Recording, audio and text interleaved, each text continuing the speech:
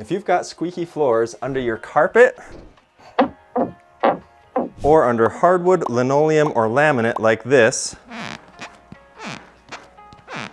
I'll show you how to take care of any of those squeaks, whether you have access to the joists underneath or even if you can only take care of them from above.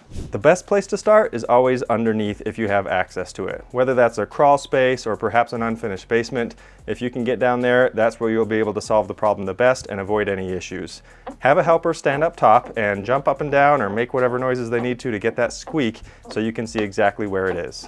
The issue of the squeak is usually because you have a little bit of a gap between the joist and the subfloor that sits on top of it.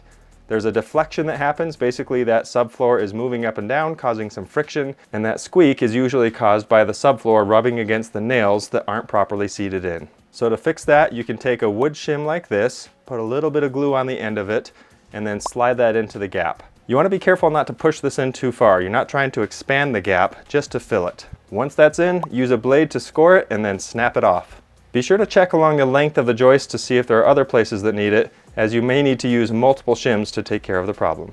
Another super easy and quick option is to use a piece of 1x2 like this, cut to a small length, maybe 6 to 8 inches, and then you can use that as a brace to support the subfloor. Start by pre-drilling the 1x2 with a couple of holes, and you'll notice that I'm drilling these at an angle so that I have room to actually drive the screws in without hitting the joist next to it. Next, place some wood glue on the back and the top of the brace. Place the brace tight up against that subfloor, drive your 2 screws, and once you've got that in place, the subfloor has nowhere to go because it's going to sit right on top of that brace, which is secured to the joist.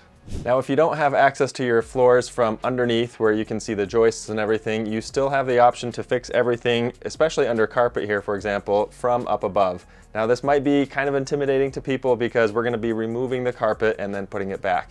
And it's not a big deal. I promise you can do this. And there's actually just a couple things you need to do this, and it won't cost you much at all.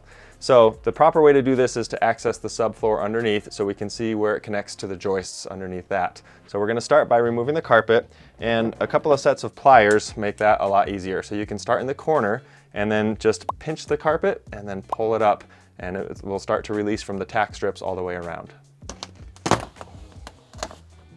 Now that we've got the carpet out of the way, we can pull up our padding. And sometimes this is glued or stapled to the floor, and ours is stapled. So you want to try to preserve the staples to where you're not leaving any holes. And usually there's not a ton of them. They're usually around the perimeter like this. There we go. And once you get going, it starts to come up okay.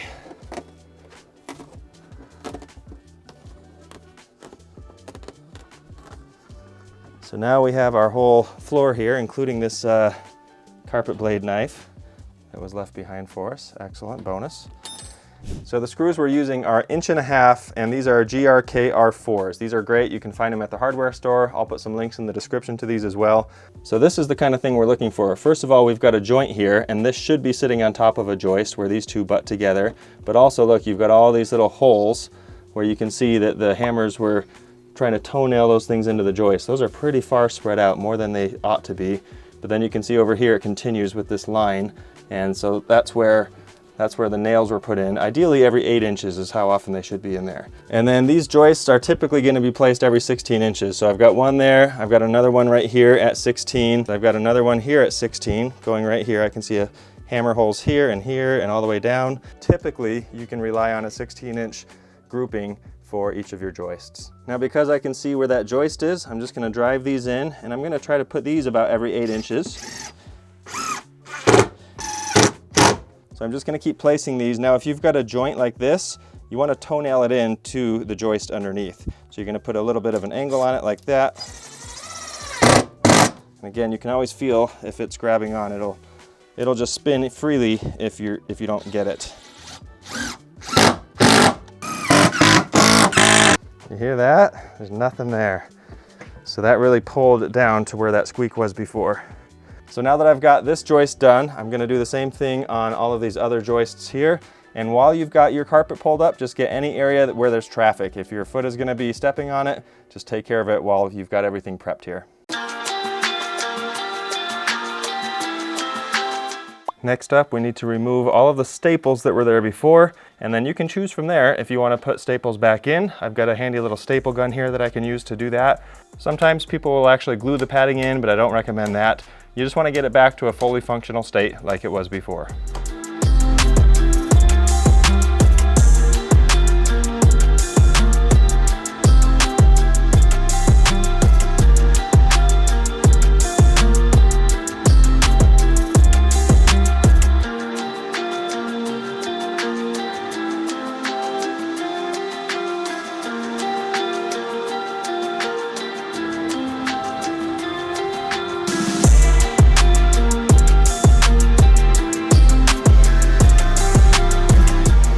Now this worked out really well for us to not use any special tools or anything like that, but I did purchase one of these just in case. This is a knee kick for carpet laying, and this thing is actually pretty inexpensive. You can get these at Harbor Freight for about 24 bucks when they're not on sale, and if you get one of their 20% off sales, even better. And you can pick these up on Amazon for maybe 50 to 60 bucks on up, but they're pretty easy to use. Just grab it onto the base there in front, and then connect your knee with the center of the pad here.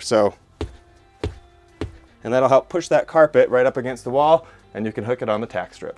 Now,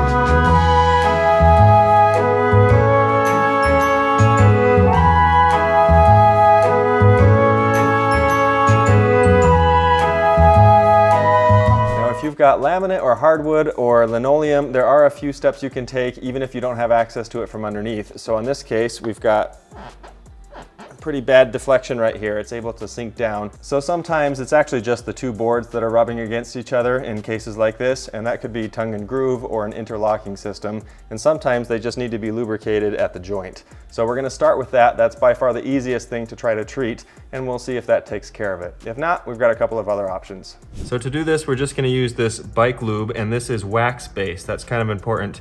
And the wax-based stuff works really well, and you can apply it dry, and then it dries up and solidifies within a short period of time. You can see the wax at the bottom here, so we're just gonna shake that up. And then we're gonna apply it right where we have this squeaky part here. So that's kind of the worst part right here. So I'm gonna put some right in the joints here and let that kind of seep in. Put some on this side as well.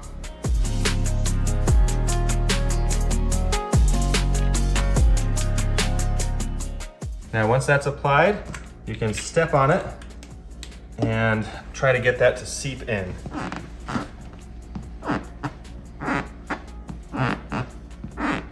Based on what I'm hearing, this is not the issue, so I'm gonna have to move to another level here. When you wanna get that off, you can just wipe it off with a rag.